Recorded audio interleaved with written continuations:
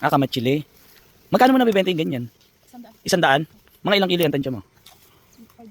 5 to 6 kilos. Pwede tikman? Pwede tikman? Tikman natin. Tikman lang namin ha. Bibiling ko naman lahat eh. Ha?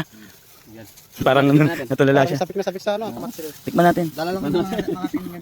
Tikim lang. Hindi na nagtitikim, talagang ganyan mo na. Parang hindi ka napapalik. Ay, matamis. Ganun yun. Ganun talaga.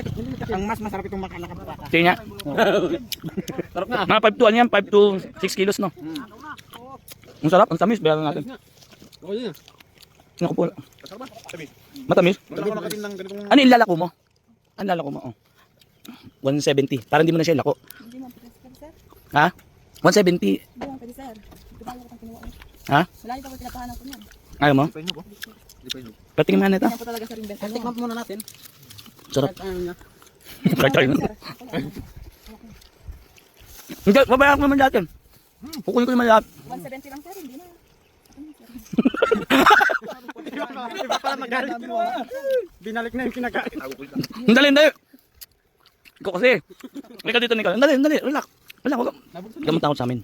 Tinitikman lang. 170 lang sir, ay bayaran. Hindi, babayaran ko. Waka mo to, waka mo to. Yan, yan, Waka mo yan. to. Kano na yan? Kaya lang, kaya lang. Wala!